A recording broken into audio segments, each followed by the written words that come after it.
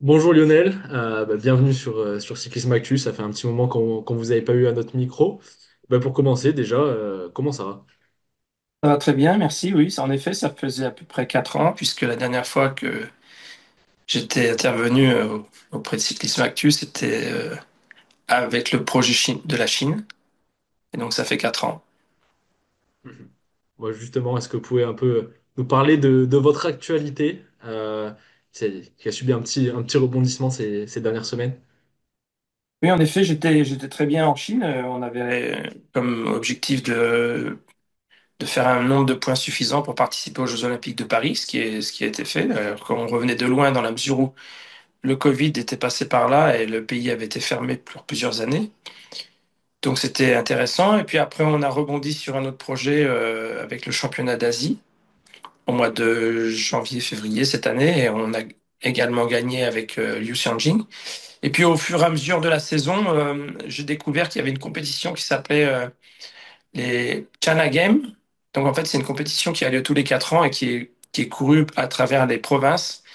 Ce qui a fait qu'on n'avait pas à disposition les meilleurs coureurs chinois, ceux qu'on avait habituellement, puisqu'ils devaient courir pour leur province, dont la finale va avoir lieu ce samedi. Et donc c'était un petit peu handicapant et les choses changeaient petit à petit du fait qu'il y avait un nouveau président. Donc je me suis un petit peu préoccupé puisque j'avais eu déjà un stress et une mauvaise expérience avec le fait qu'Israël m'avait informé tardivement que je n'étais pas reconduit. Donc je voulais pas retomber dans les mêmes stress. Et donc j'ai contacté mon ex-collègue d'Israël, Sherry, qui est directeur sportif chez UAE Féminin. Et ils étaient à la recherche de quelqu'un. Donc voilà. J'ai passé les entretiens et avec plaisir, je vais repartir sur un nouveau challenge avec UAE et DQ, World Tour féminin. Eh oui. Dans votre carrière de directeur sportif, vous avez fait un peu le tour du monde, hein, entre la France, l'Australie, la Turquie, euh, les pays nordiques, Israël, vous l'avez dit, la Chine, et maintenant le Moyen-Orient avec UAE.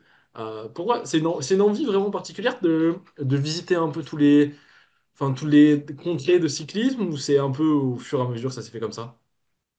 Et ce sont les opportunités qui se sont trouvées comme ça. En effet, après Crédit Agricole, j'ai passé quelques temps chez Cofidis. Et puis là, j'avais sympathisé avec Matthew White, qui partit sur un projet américain avec Slipstream, qui est devenu Garmin Cervelo, et qui maintenant est Education First, enfin l'entité Slipstream. Et donc là, on avait communiqué. Et puis après, il m'a emmené avec lui chez Orica. Et puis les circonstances ont fait que j'ai rebondi en- chez Giant Shimano. Puis j'ai eu l'occasion d'être manager sportif d'une équipe turque qui se relançait. Et donc c'était vraiment ce sont des opportunités et puis c'est la vie en fait qui fait que j'avance comme ça. Il me reste plus que l'Amérique latine. Et, justement, ce projet UAE, bon, on connaît bien évidemment l'équipe masculine, bon, qui est amenée par un certain Tadej Pogacar que tout le monde connaît. Il y a l'équipe féminine qui est en train de se construire au fur et à mesure des années un effectif très très solide, un palmarès aussi qui grandit au fur et à mesure. Est-ce que vous pouvez un peu nous parler justement de cette équipe UAE Team ADQ qui grandit, qui a encore fait un gros mercato. Voilà. Parlez-nous un peu de ce projet. Pour moi, c'est un peu nouveau dans la mesure où je n'avais pas évolué depuis très longtemps avec les filles. La dernière fois que j'ai dû évoluer avec les filles, c'était lorsque j'étais conseiller technique, enfin, faisant fonction de conseiller technique régional pour la Normandie. Et donc, les choses ont bien évolué. Le cyclisme féminin a également évolué très rapidement. C'est vraiment un cyclisme très professionnel. J'ai été très surpris des infrastructures et du staff mis à disposition autour des filles. Et puis l'accueil des filles également avec Elisa Lamborghini qui est leader là-bas, qui a quand même gagné le Tour d'Italie et puis le championnat d'Italie et de nombreuses épreuves.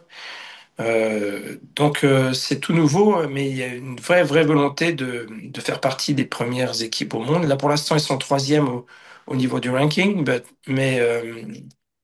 mais bon, l'envie est de finir première au même titre que les garçons. Et pour ce faire, il y a beaucoup de compétences qui sont autour avec une infrastructure qui est digne du nom des équipes professionnelles de World Tour, hein. Il y a diététicien, cuisinier, camion atelier, au même titre que les garçons, cuisine aménagée au même titre que les garçons, et une unité de performance qui est compétente, des directeurs sportifs qui ont de l'expérience, puis un calendrier très étoffé avec énormément de courses. Je pense que l'année dernière, si mes souvenirs sont exacts, ils ont dû participer à une course tous les 3 jours sur le calendrier. Donc c'est énorme et une vraie volonté de réussir avec forcément des performances avec Maeva qui a gagné 2 étapes sur le Tour de France, entre autres. Et oui, vraiment une volonté de réussir et de mettre tous les moyens pour pouvoir arriver au premier niveau, c'est-à-dire la première place du classement mondial au même titre que les garçons. C'est un petit peu l'état d'esprit aussi du pays qui souhaite faire partie de l'élite, mais au plus haut niveau. Mhm. Bon, vous avez un peu évoqué son nom, Maëva Squiban, qui s'est révélée aux yeux des Français sur le dernier Tour de France Femmes. Est-ce que vous pouvez nous parler un peu d'elle, justement, je sais pas si vous la connaissiez d'avant, quelles sont un peu ses ambitions? Est-ce que vous avez pu justement parler avec cette nouvelle championne française?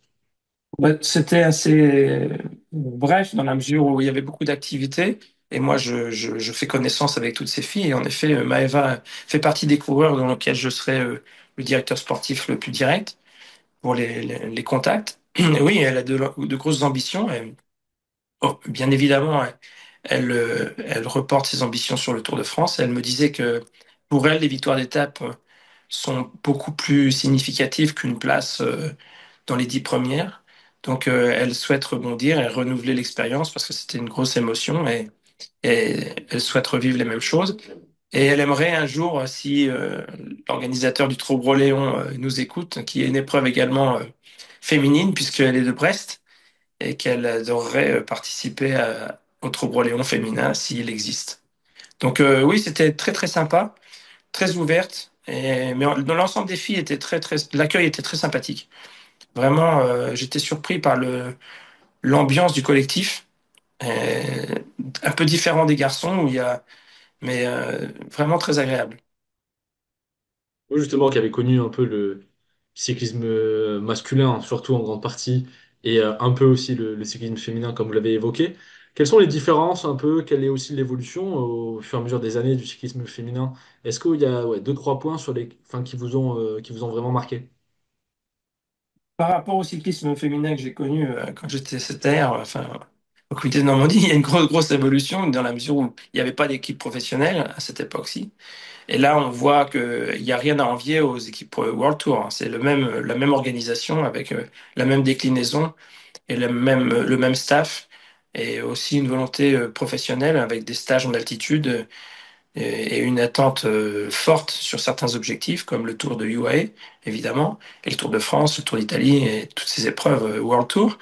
Mais non, non, il y a plus tellement de différence et aussi on voit la vitesse à laquelle elles évoluent, c'est phénoménal. Moi, je n'avais pas suivi précédemment les épreuves féminines et cette année, je m'y suis intéressé avec le Tour de France et j'étais vraiment stupéfait par la vitesse et puis l'organisation et tout ce qui entoure les équipes féminines. Je pense que ça va se développer de plus en plus et il y a une vraie volonté, en tout cas, de faire en sorte que tout se professionnalise au maximum.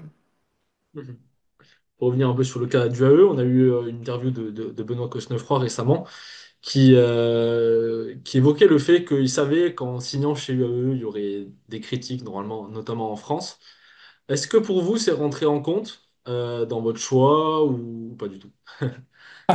Alors déjà, j'ai aperçu Benoît et je l'ai vu, on a eu le temps de discuter un petit peu sur un ou deux événements et j'étais très content de le voir là. D'ailleurs, je l'ai félicité de son choix parce que, à mon avis, il était important pour lui de pouvoir évoluer dans un cyclisme étranger, côtoyer des coureurs étrangers. Ça permet de progresser.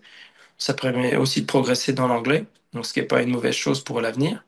Et moi, j'ai pas fait attention non, non, je fais pas attention à ce genre de choses dans la mesure où vous savez, quand je suis parti en Turquie, les gens me disaient, oui, la Turquie, oh là là là là, attention, la Turquie. Non, moi, j'ai été très très bien accueilli en Turquie.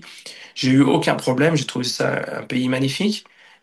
Idem pour la Chine, où j'ai vraiment adoré ce pays. C'était une expérience fantastique avec des gens très agréables, un pays immense où on découvre plein de cultures différentes. Et c'est plutôt ce à quoi je donne priorité, c'est-à-dire de rencontrer des gens différents, d'apprendre de cultures différentes et puis de vivre un cyclisme différent avec des objectifs. Évidemment, on recherche la victoire, mais par exemple, en Chine, il y a un pas énorme, et un décalage énorme, mais on a progressé tous ensemble. Et je pense qu'avec UI, ça va être la même chose. Moi, les critiques, vous savez, c'est pas très important. L'important, c'est de s'épanouir dans ce qu'on fait. Jusqu'à présent, j'ai toujours eu cette priorité et puis j'ai toujours eu la chance de pouvoir rebondir dans des objectifs un peu différents de la norme. Et je me suis vraiment épanoui dans toutes ces expériences. Mhm. Pour rebondir un peu sur le cyclisme masculin, bon, que vous avez bien sûr suivi assidûment, je suppose, ces dernières années, on a actuellement bon, on va dire clairement une ultra domination de Tadej Pogacar et même plus en général de l'équipe UAE Team Emirates. Qu'est-ce que vous en pensez, vous qui avez connu différentes époques, que ça soit bah, les époques Armstrong, puis les époques Sky, puis bah, du coup récemment, on va dire l'époque Pogacar. C'est quoi un peu votre vision là-dessus? Est-ce que vous trouvez ça impressionnant? Est-ce que vous trouvez ça un peu ennuyant comme certains? Quelle est votre vision de la chose? Vous savez, quand on a un budget comme celui de l'équipe UAE, on peut se permettre d'avoir des coureurs de très très haut niveau pour le coureur encore de plus haut niveau. Donc on a les meilleurs du monde qui travaillent pour le meilleur du monde. Quand vous voyez Nils Politt, moi j'ai côtoyé Nils Politt chez Israël, c'est un garçon talentueux. Quand vous voyez qu'il se met au service pour l'équipe en roulant devant le peloton sans arrêt, c'est pas étonnant que la suite suive et qu'il y ait, en plus de ça, si vous voulez, il y a aussi une émulation. C'est-à-dire, quand on travaille pour un garçon comme Pogacar, je pense que déjà les forces sont décuplées mentalement et les garçons ne freinent pas. Ils donnent 100 à 200% pour leur leader. Donc tout ça, ça fait des différences. En plus de ça, c'est un garçon qui travaille énormément. C'est facile de critiquer, mais on n'a pas de vision. Personne ne sait exactement comment il travaille. Il travaille. C'est un vrai professionnel. Il est toujours sur le vélo et en plus de ça, il dégage une joie de vivre qui évidemment, peut choquer les gens qui sont toujours branchés sur leur ordinateur avec leur watts. Lui, il y va au feeling en travaillant avec les watts, évidemment.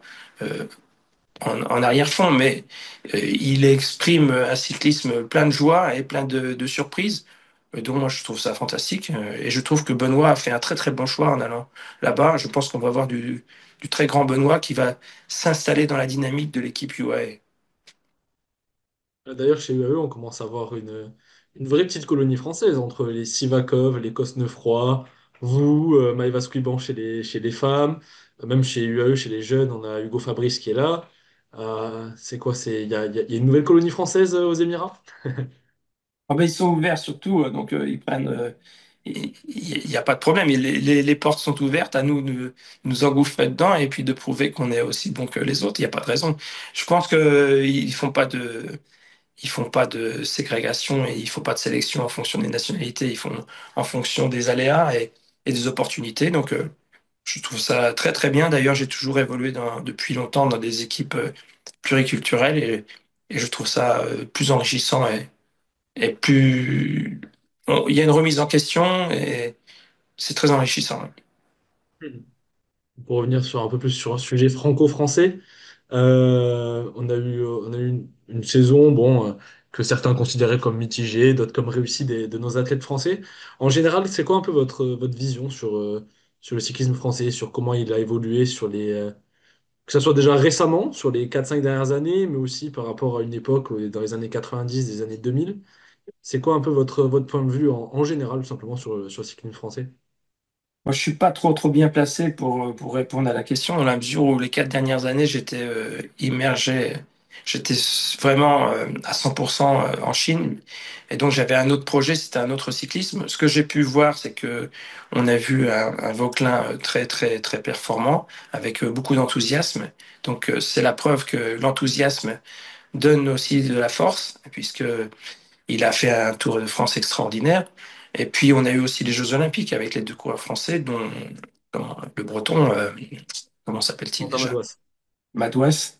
Madouas, qui a explosé là. Et non, je pense que le cyclisme français il n'y a pas à avoir de complexe. Il n'a pas à avoir de complexe par rapport aux autres cyclismes. C'est juste une passe. Là, on a le jeune phénomène euh, qui vient Ouais, qui vient d'éclore là. Et donc, laissons-lui le temps de continuer sa progression. Et je pense que là, on tient un bon là. Donc, c'est comme ça. Et faut pas se focaliser sur un cyclisme national.